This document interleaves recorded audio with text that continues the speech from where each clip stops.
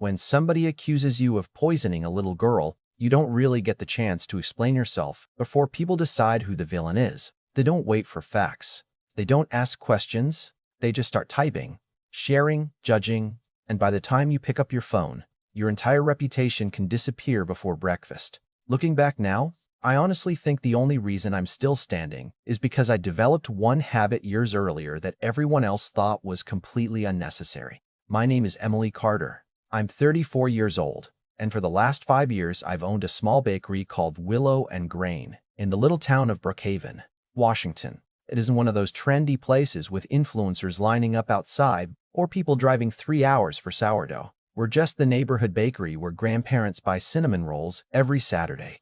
High school kids stop after football practice, and parents trust us with birthdays because they know we actually care. Every cake that leaves my kitchen carries a little piece of my reputation with it, and maybe that's why I've always been obsessive about documentation. Every custom order comes with a written intake form. Every allergy is confirmed twice. Every ingredient batch is logged. Every decorated cake gets photographed before pickup. My staff jokes that I could probably survive an IRS audit with frosting receipts alone. They weren't entirely wrong.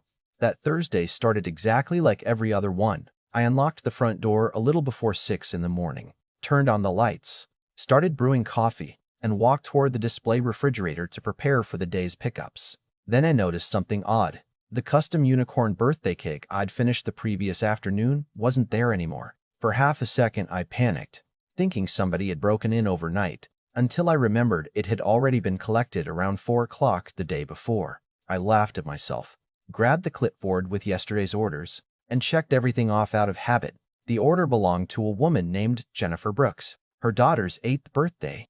Vanilla sponge, strawberry filling, buttercream frosting, pastel decorations. Standard order. Under allergies and dietary restrictions. Every single box was blank except for one line, with her signature confirming there were no food allergies, no gluten sensitivity, no nut restrictions, nothing. I remember smiling because she had complimented the cake when she picked it up. Her little girl had even hugged the cake box like it contained treasure. I figured they were probably eating leftovers for breakfast by then. About 5 minutes later, my phone buzzed. Then it buzzed again, then again. Within 30 seconds, it sounded like someone had taped a vibrating alarm clock to the countertop. I picked it up expecting maybe a local event had tagged the bakery. Instead, I saw notification after notification flooding every social media account we owned. Facebook, Instagram, Google reviews, local community groups. The first thing I read made my stomach drop so hard I thought I might actually throw up. Don't let Willow and Grain poison your children. My daughter nearly died after eating one of their cakes. Underneath were pictures of a little girl lying on a couch with a blanket over her, her face partially hidden, followed by a wall of text accusing me of negligence, cross-contamination, unsafe food handling, and saying I'd ignored life-threatening allergies. The post already had hundreds of shares. Every time I refreshed, there were more comments. Some people were calling me irresponsible. Others were demanding health inspectors shut us down immediately. One woman wrote that businesses like mine deserve to lose everything. The reviews started falling one after another. 5 stars disappeared beneath a flood of angry 1 stars from people who had never even walked through my front door. My online booking calendar began lighting up with cancellation emails almost in real time. Wedding tastings canceled. Graduation cakes canceled. Anniversary orders canceled. Years of trust were evaporating because of one viral story. My assistant Megan walked into the kitchen carrying flour before she stopped dead in her tracks. Emily, why is my husband texting me asking if we're poisoning kids? I handed her my phone without saying a word. She read for about 10 seconds before whispering, "This can't be real." "I know," I answered quietly, "because if it were, we'd already have hospital paperwork, a health department investigator, and probably the police standing outside. Instead, all we had was a social media mob." I didn't waste another minute. I found Jennifer's number on the order sheet and called. She answered before the second ring, almost like she'd been waiting for it. "Well," she said with a laugh I can still hear in my head, "looks like you finally saw my post." I kept my voice steady even though my hands were shaking. "Jennifer, if your daughter had an allergic reaction, I need to know exactly what happened. Which hospital treated her?" She ignored the question. "Here's what's going to happen. You refund every penny I paid. Bake another birthday cake for free. And maybe I'll tell everyone you made an honest mistake." I'd like the emergency room records first. There was a long pause before she chuckled again, this time colder than before. You're adorable. You really don't understand how the internet works, do you? I don't owe you any paperwork. I have 40,000 followers who believe me. By tomorrow, your bakery won't have a single customer left unless you fix this. I leaned against the prep table and closed my eyes for a second. Fear was definitely there, but something else was growing underneath it. It was the strange feeling you get when somebody tells a lie so confidently that they assume you'll panic instead of thinking. Jennifer didn't know about the cameras covering every angle of the bakery. She didn't know every custom pickup was recorded from the moment customers walked in until they left. She didn't know I kept every signed intake form locked in filing cabinets for years. Most importantly, she didn't know I had spent nearly a decade becoming one of the most obsessive food safety professionals in the county because I believed one careless mistake could destroy everything I'd built. As I slowly walked toward the office where our security system was stored, one thought kept repeating itself in my mind. Either I was about to discover the worst mistake of my career, or I was about to catch someone destroying my business on purpose. The answer was sitting inside those security cameras, and I had a feeling neither of our lives would look the same after I pressed play. I don't think I've ever clicked a mouse so carefully in my life. My office suddenly felt smaller than it ever had before, like the walls were leaning in waiting to find out whether I'd accidentally ruined a little girl's birthday or whether my instincts were right. Megan quietly shut the office door behind us and pulled another chair beside mine. Neither of us said much. We simply loaded the security footage from the previous afternoon and started watching from the moment Jennifer walked into the bakery. There she was, wearing the same cream-colored sweater from her profile picture, smiling as she carried a birthday balloon with one hand while her daughter skipped beside her. Nothing looked unusual. They laughed with my cashier. Jennifer complimented the decorations on the cake. Her daughter pointed at the display cookies, and I handed her a free chocolate chip cookie like I usually do for kids celebrating birthdays. Everything looked exactly the way I remembered it. We fast-forwarded to the pickup counter, where I opened the cake box one last time so Jennifer could inspect it before leaving. She nodded, signed the pickup confirmation, thanked me, and walked out smiling. Nothing about that interaction matched the furious woman who had threatened to bury my business less than 12 hours later. "Keep going," Megan whispered. About 40 minutes later, the exterior parking lot camera showed something unexpected. Jennifer's SUV pulled into a grocery store parking lot 2 blocks away instead of driving home. She parked near the edge of the lot. A few minutes later, she opened the cake box on the tailgate of her SUV. Her daughter took one slice, then another, then another. The little girl laughed because frosting got on the tip of her nose. Jennifer even took several pictures of her eating the cake. We watched the child run around the parking lot chasing pigeons with more energy than most adults have after coffee. There wasn't the slightest sign of discomfort. No scratching, no coughing, no swelling, no panic, no emergency. "She's perfectly fine," Megan said under her breath. "Exactly," I answered. But something told me not to stop the video yet. Then came the moment that changed everything. Jennifer looked around to make sure nobody was standing close to the SUV. She reached into her purse, pulled out her phone, and started typing. The parking lot camera couldn't read the screen, but the camera mounted above our pickup counter had recorded her phone while she stood inside waiting for the receipt earlier. Because she'd been holding it chest-high beneath one of our overhead cameras, we immediately switched to that angle and zoomed in using the recording software. I stared at the screen in complete disbelief. Her recent search history was visible for just long enough to read several entries. Child allergic reaction symptoms. How long do hives last? Swollen throat photos. Mild food allergy rash. Fake allergic reaction wasn't there, but it didn't need to be. The sequence told the whole story. She hadn't searched before ordering the cake. She searched after her daughter had already eaten it without any problem. My stomach twisted, not because I was scared anymore, but because I finally understood what I was looking at. She wasn't reacting to an accident. She was building a story. Megan looked at me with tears forming in her eyes. "Emily, she planned this." I didn't answer right away because I was already replaying every conversation we'd had during pickup. Jennifer had asked unusually detailed questions about our allergen procedures. At the time, I'd assumed she was simply a careful parent. Now, it sounded more like someone collecting information she could later twist into accusations. We kept watching. After finishing her search, she took another photo of her daughter wrapped in a blanket inside the SUV. The child looked tired, probably because she'd spent the afternoon at a birthday party. but there was nothing resembling a medical emergency. Then Jennifer adjusted the blanket around her shoulders, snapped several more pictures from different angles, and drove away. I leaned back in my chair, completely speechless. There are moments in life when relief and anger arrive at exactly the same time. Relief because I hadn't poisoned anyone. Anger because someone had willingly gambled with everything I'd spent years building simply to manipulate the internet into giving her money and attention. My phone rang again, another cancellation, then another. My email inbox kept filling with automated refund requests.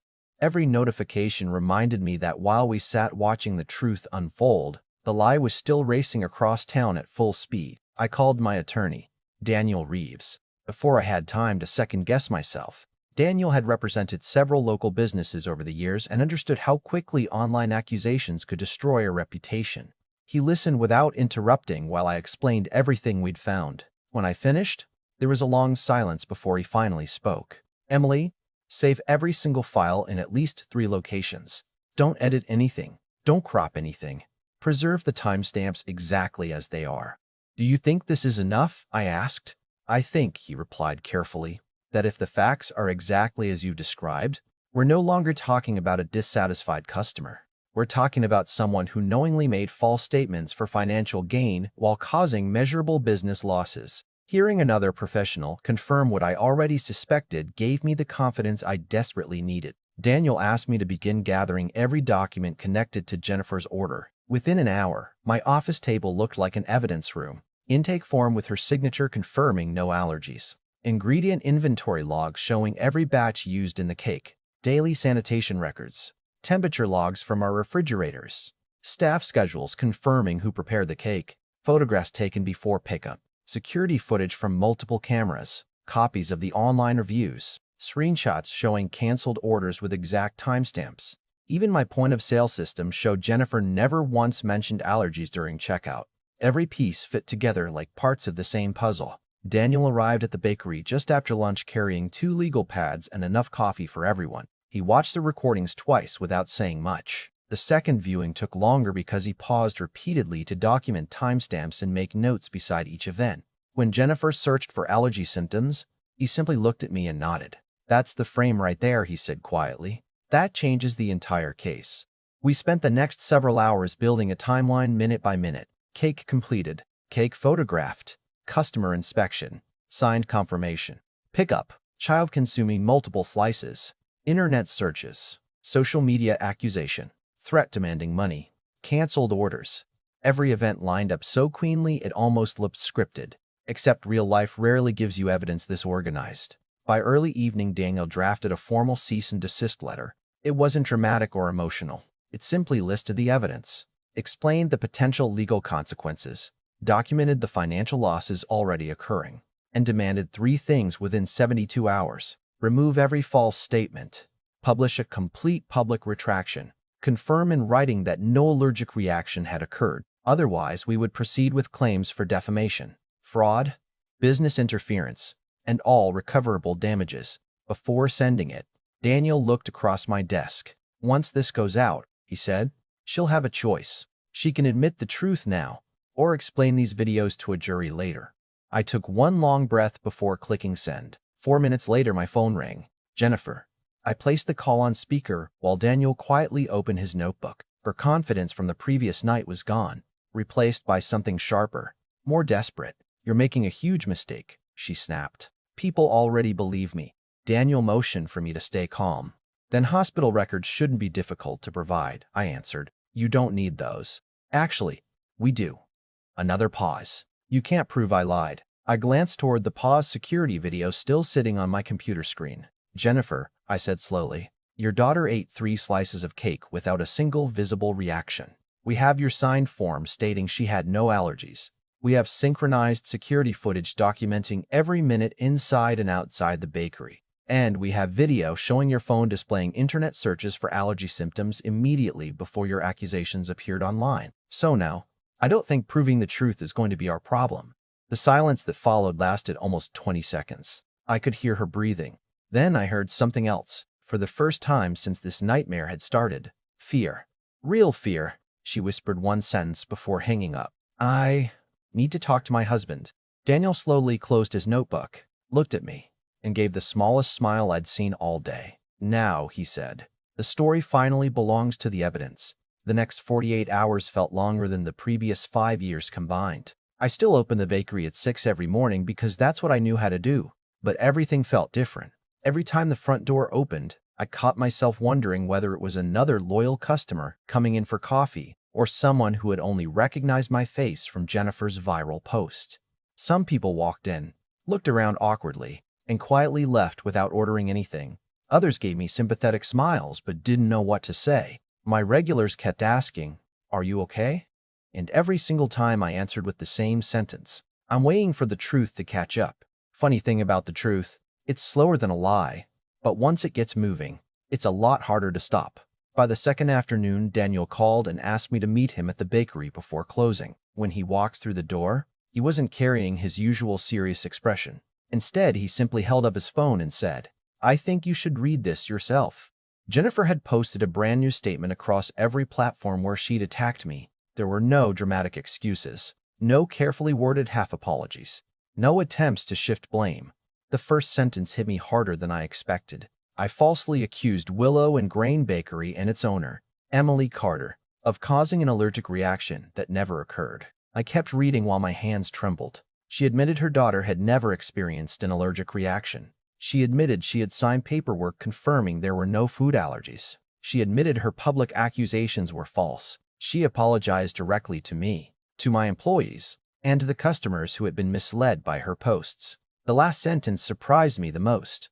The bakery operates with professionalism and care, and my actions caused harm that was entirely my responsibility. I must have read that statement 5 times before I finally looked up. Megan was already crying. One of our decorators quietly hugged me without saying anything. It wasn't because we had won. It was because for 2 days we watched years of hard work get dragged through the mud. And finally someone had picked up the shovel and admitted they were the one digging. The response online changed almost immediately. People who had shared Jennifer's original accusations started sharing the apology instead.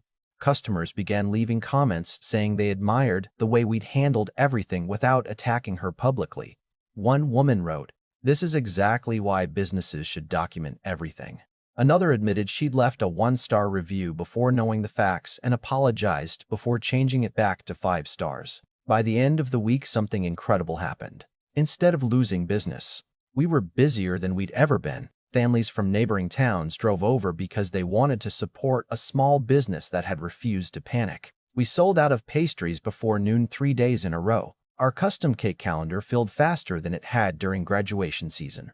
Daniel calculated that we'd already recovered the canceled orders and surpassed them with more than $4,000 in new bookings. Financially, we survived. Emotionally, that took a little longer. A few days later, Jennifer's parenting blog disappeared completely. Her social media pages went dark. Thousands of followers vanished almost overnight. People later asked if I felt satisfied watching her reputation collapse. Honestly, no. Relieved? Absolutely. Vindicated? Without question. But satisfied? Not really. Because watching another person's life fall apart isn't nearly as enjoyable as people imagine. The real satisfaction came from knowing I hadn't become the person she expected me to become. She wanted me to panic. She wanted me to throw money at the problem. She wanted me to admit fault just to make the internet leave me alone. Instead, I trusted facts over fear. Looking back, the cameras weren't what saved my business. They helped, of course, but cameras are just machines. The paperwork mattered. The routines mattered. The discipline mattered.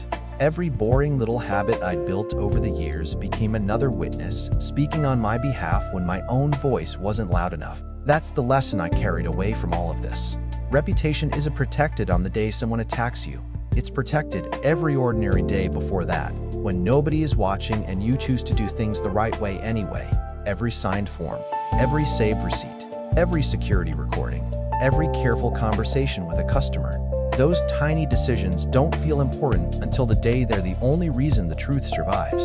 Even now, whenever someone jokes that I probably document too much, I just smile and tell them they should have seen what happened the one time someone believed documentation was optional. It almost cost me everything, but in the end, it cost her far more than she ever imagined. So now I'd really like to hear what you think. If you were in my position, would you have accepted the apology and moved on? Or would you have taken the case all the way through court to recover every dollar of damages? And if you were on the other side, do you believe a public apology is enough after someone nearly destroys a small business with a lie? Share your thoughts in the comments because stories like this always spark strong opinions. And honestly, that's what makes these conversations worth having. If you enjoyed this story, don't forget to like the video, subscribe to the channel, and stick around because sometimes the most unbelievable stories are the ones that actually happened to ordinary people.